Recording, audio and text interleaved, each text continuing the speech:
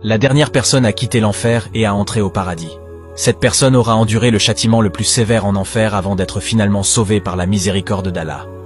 Cette personne sera quelqu'un qui avait un tant soit peu foi en Allah et faisait de bonnes actions, mais qui a commis des péchés tout au long de sa vie. Elle aura été punie pour ses péchés en enfer pendant une longue période, jusqu'à ce qu'il ne lui reste plus que sa foi en Allah. Lorsque l'homme sort de l'enfer, il se retourne vers lui et loue Allah de l'avoir sauvé.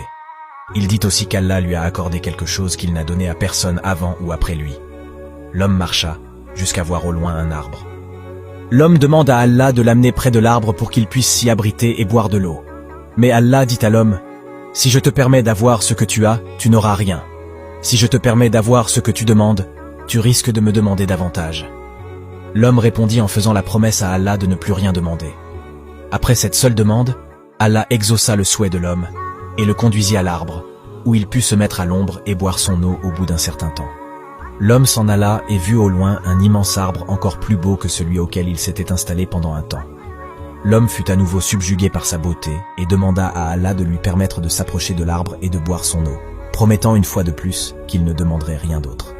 Mais Allah rappela à l'homme sa promesse précédente et lui dit qu'il risquait de rompre à nouveau sa promesse. L'homme insista sur le fait qu'il ne le ferait pas, et Allah accepta sa demande et l'emmena vers le deuxième arbre, où il put à nouveau se mettre à l'ombre et boire de l'eau et se reposer. Comme précédemment et comme la nature de l'homme est d'être éternellement à la recherche du meilleur, l'homme vit un troisième arbre, encore plus beau que les deux premiers. Il demanda à nouveau la faveur d'Allah et demanda à s'approcher de l'arbre.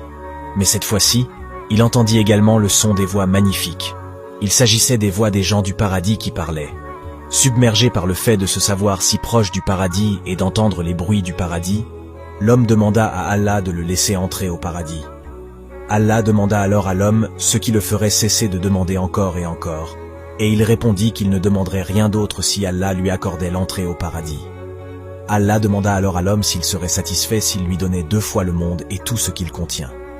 L'homme répondit, en demandant si Allah se moquait de lui.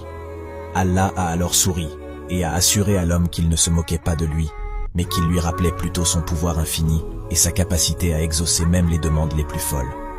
C'est ainsi qu'Allah a exaucé le dernier souhait de l'homme et que celui-ci a pu entrer dans le Jannah, reconnaissant à jamais de la miséricorde et de la générosité de son Créateur. L'histoire de la dernière personne à être sortie de l'enfer pour entrer au paradis nous rappelle que peu importe le nombre d'erreurs que nous commettons, nous ne devons jamais perdre espoir en la miséricorde et le pardon d'Allah. Elle nous rappelle également que nous devons nous efforcer de faire de bonnes actions et de demander le pardon de nos péchés afin de faire partie de ceux qui entreront au paradis sans avoir à subir le châtiment de l'enfer. Qu'Allah nous guide tous.